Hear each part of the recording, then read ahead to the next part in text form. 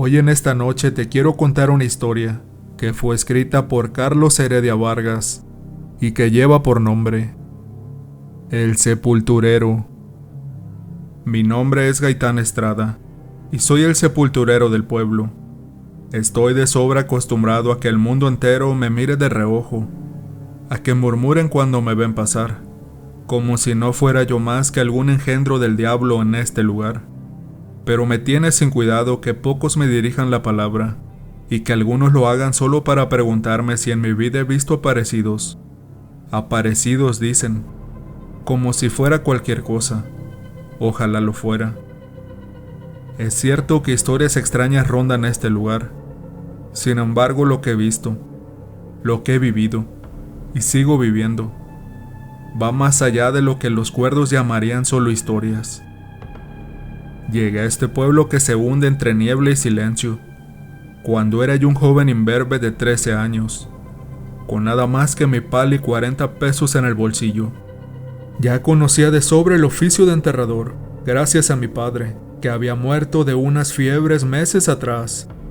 Así que fui directamente al Camposanto, buscando ganarme la vida, quizá como ayudante del sepulturero del lugar.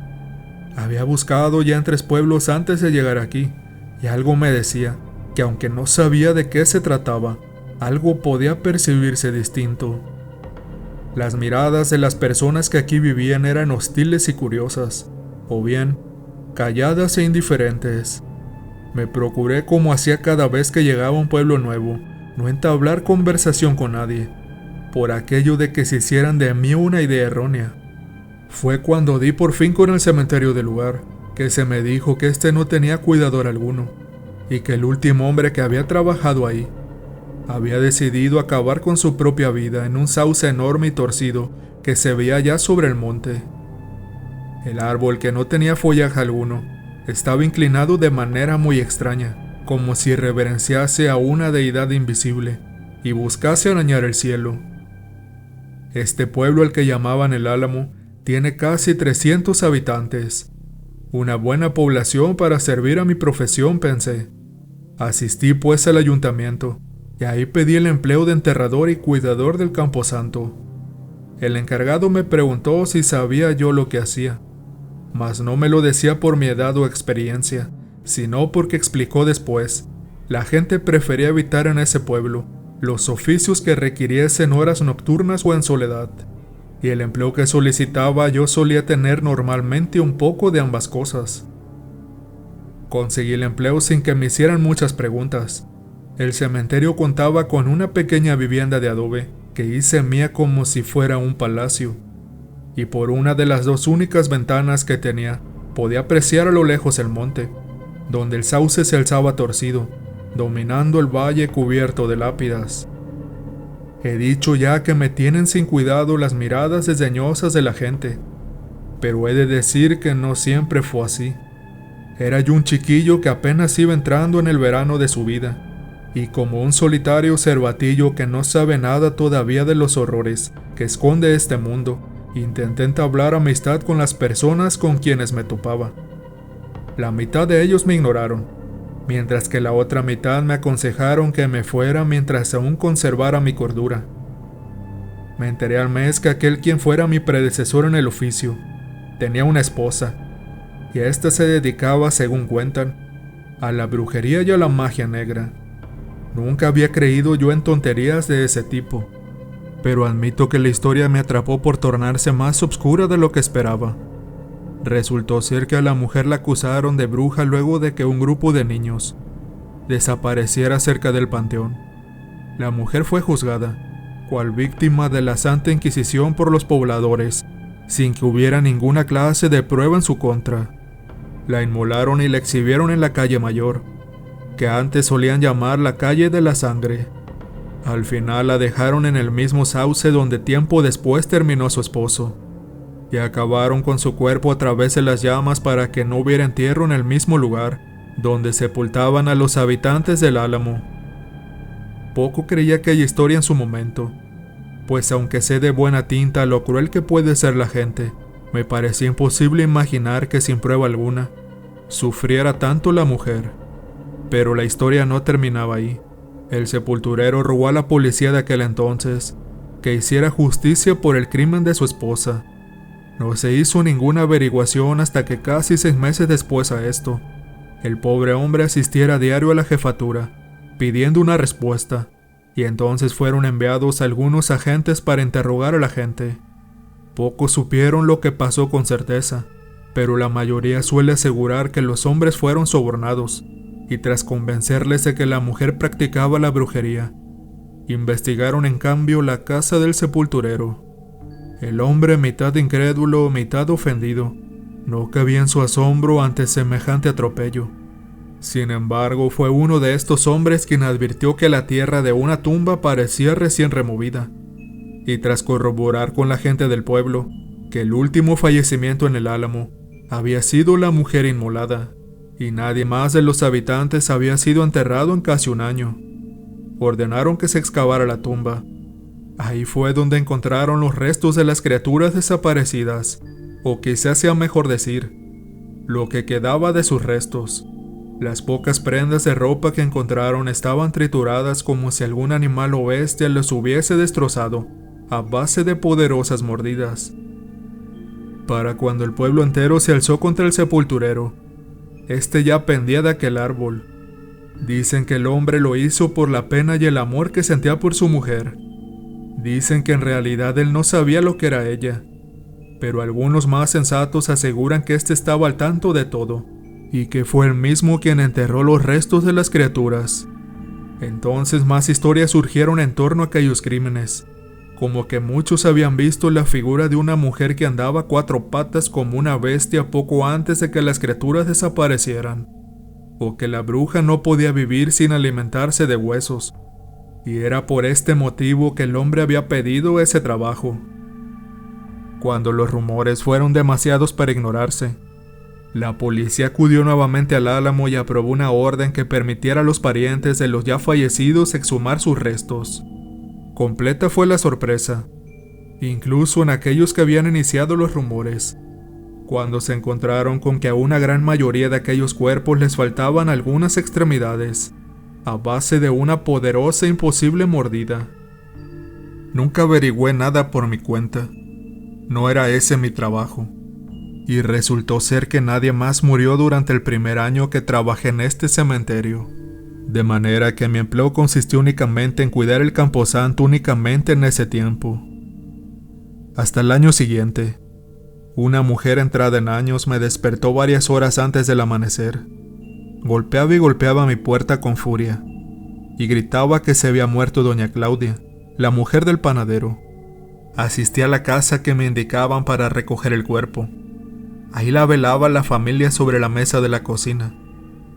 Vi al panadero, que tenía la mirada perdida en el semblante pálido que solo tienen aquellos que acaban de perder a un ser amado, y con una expresión similar, se aferraba a su mano una chiquilla que tendría mi edad. Pedí permiso para hacer mi trabajo, y como era yo solo y todavía muy joven, pedí ayuda a un par de hombres presentes para transportar el cuerpo al camposanto. Me dediqué entonces a la larga tarea de cavar el agujero para la señora Claudia, y mientras daba cada palada, veía en mi mente el triste rostro de su hija. La ceremonia fue muy sencilla. El sacerdote del pueblo dijo unas cuantas palabras, y algunos lloraron en silencio. La mayoría de los asistentes parecían encontrarse ahí solo para tener algo que hacer. Fue entonces que Alicia, como descubrí al poco tiempo que era el nombre de la chiquilla, se acercó para darme las gracias por mis servicios. Basta decir que quedé prendado de ella, y me enamoré como un loco. Fue ella la única que me trató como si mi profesión no la llenase de horror, y fue ella también quien me habló de las cosas que había visto en el pueblo. Me dijo que era verdad que una figura a 4 patas era vista en el poblado de cuando en cuando, pero me aseguró también que no podía tratarse de la mujer del sepulturero, puesto que ella misma la había visto mucho después de que ésta fuera inmolada. Cuando le pregunté cómo era la criatura que había visto, me dijo que la oscuridad impedía ver poco más que una silueta a 4 patas, pero que mientras se movía lentamente ésta cantaba. El tiempo pasó, y Alicia y yo nos volvimos más cercanos, Crecimos juntos y nuestra relación se prolongó hasta que le propuse matrimonio. Gran parte de mí estaba segura que me diría que no, que podría haber una dulce muchacha en un sepulturero, sin más estudios que el uso de la pala. Pero me dijo que sí, y nos casamos en la iglesia una mañana de otoño en que las hojas cubrían los caminos del álamo. Fue el día más feliz que tuvimos, y también uno de los últimos. Al poco tiempo de vivir juntos, comencé a tener un extraño sueño muy recurrente, en el que el cielo estaba teñido de color rojo. No había en el pueblo una sola alma, y yo me encontraba caminando sin un rumbo en particular. En el aire escuchaba yo el canto de una criatura cuya voz no pertenecía a este u otro mundo conocido, y pronto la sombra de una criatura, más bestia que un hombre, me acechaba desde los árboles sin follaje. Corriendo sin saber qué era aquello, me percataba de que mis pasos me guiaban hacia el cementerio, y ahí en una tumba abierta se hallaba el cuerpo de Alicia inerte, pero con la expresión de una amplia carcajada en el rostro. En este punto siempre despertaba, gritando como un niño. Alicia me consoló con dulzura en cada ocasión, diciéndome que todo estaba bien, que solo era un mal sueño y nada más. Le creí. Maldita sea, le creí. Fue una noche de finales de año, cuando yo volví a tener el mismo malnacido sueño recurrente, que al despertar caí en cuenta que Alicia tenía la piel helada, mientras me acariciaba para consolarme de mi pesadilla. No estaba frío su cuerpo como quien ha enfermado, sino como quien ha estado al aire libre recientemente. Sin que ella lo notara, desvié la mirada hacia sus pies descalzos, donde vi señales de tierra. Le pregunté por qué había salido, y aunque en un principio lo negó, me dijo después que había ido a ver la tumba de su madre, pues no podía dormir. Quedé tranquilo con esa respuesta, hasta que al día siguiente, cuando daba una ronda por el camposanto, me encontré con que una de las tumbas más recientes, que había sido para el anciano abuelo de una familia acaudalada del Álamo, aparecía con la tierra removida, tal como si alguien le hubiese enterrado hacía solo unas horas.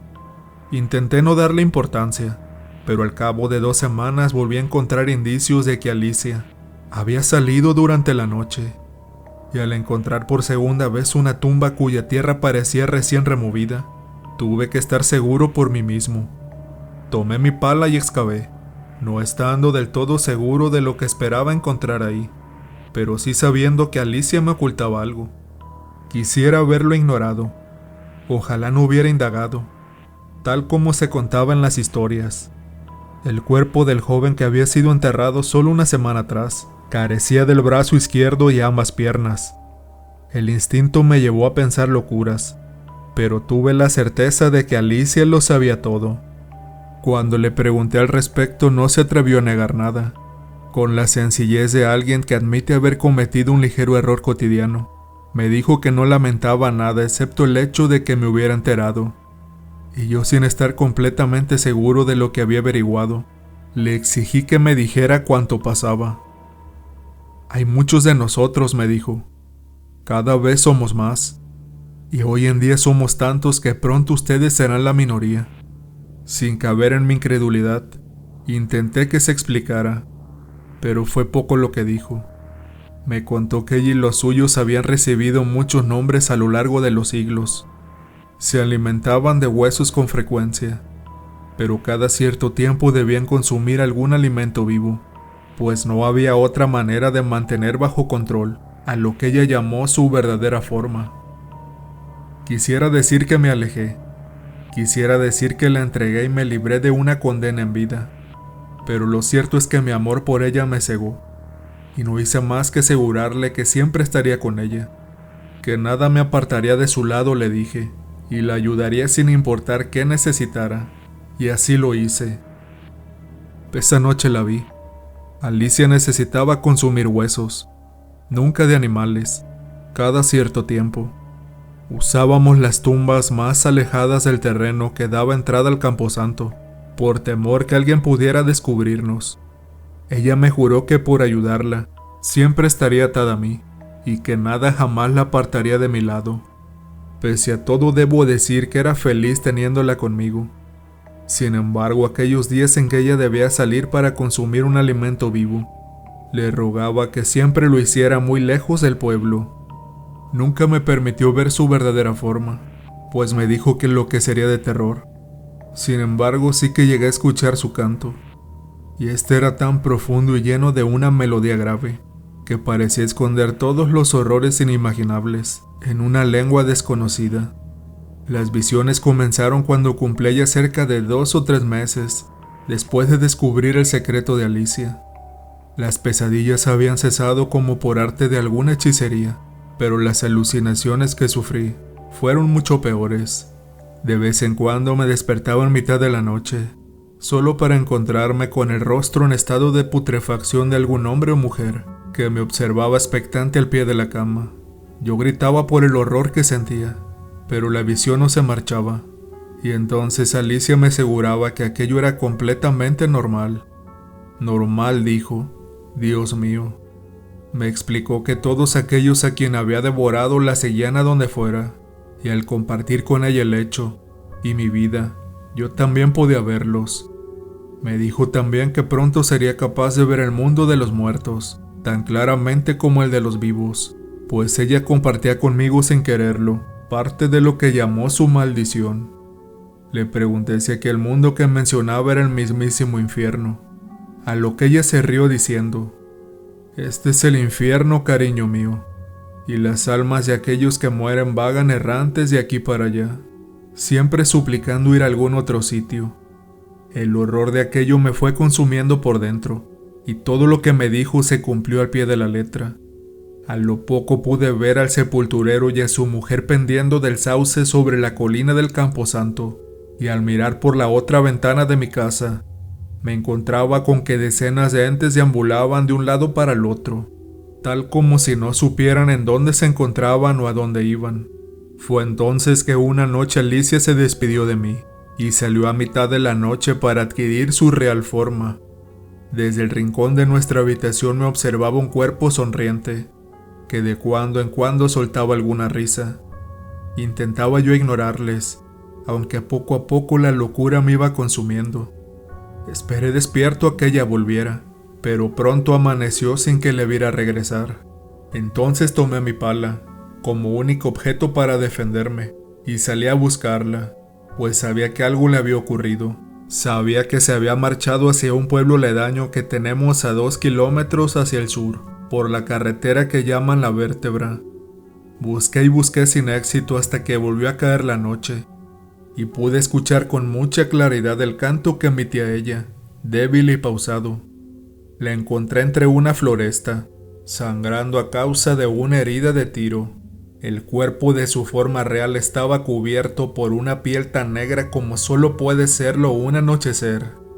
Los ojos blancos como linternas miraban expectantes el cielo nocturno, y sus largas extremidades se sacudían como las de un animal herido. «Aquí estoy», le dije, y la estreché en un abrazo. Le dije que no olvidara su promesa. Le dije que no me dejara solo. Pero en aquella forma no podía hablar ella en la lengua humana. Lo único que ella pudo hacer fue alzar su canto sepulcral, en una nota de agonía mientras la vida iba abandonando aquel cuerpo imposible. Pronto dejó de moverse, y aquella extraña luz en los ojos blancos se apagó. Lloré con mucha amargura como solo puede llorar alguien que ha visto el horror verdadero y ha perdido un ser amado en la misma noche. Cavé un agujero que tenía que ser el doble de grande de lo normal para poder enterrarla. No encontré nada que decir en su nombre, pues en la forma que se encontraba ninguna palabra en mi lengua habría sido comprendida por ella. Creí que fallecida ella dejaría de tener las terribles visiones, pero me equivoqué, y pronto comencé a verla ella también. No tenía su forma humana, aquella que yo amaba y añoraba. Tenía la forma de aquella bestia que era la verdadera Alicia, de piel negra y enormes ojos blancos llenos de una luz imposible. La vi una mañana en que deambulaba por el cementerio y supe que seguía fallecida, que no era ella en realidad, sino el espíritu de lo que fue. Se arrastró hacia mí con el costado sangrando igual que como la encontré, y se aferró a mi pierna en un abrazo, tal como haría un animal cariñoso. De vez en cuando los habitantes del pueblo me preguntan por qué cojeo, arrastrando la pierna. Es claro que ninguno puede ver que arrastro conmigo a la mujer que tanto amé. La mayoría me ignora como es de costumbre, pero los más curiosos me preguntan si me lastimé durante mi trabajo. En ningún momento dejo de ver a Alicia en su forma real. Jamás ha soltado mi pierna, y cuando la observo me devuelve la mirada desde esos pozos de luz sin decir una palabra. Mi trabajo se ha dificultado mucho debido a mi nueva condición. No pienso intentar librarme de ella, porque creo que se pondría muy triste. Sé que me ama, y juró quedarse conmigo por siempre. La llevaré conmigo hasta el día que alguien más tenga que cavar mi tumba.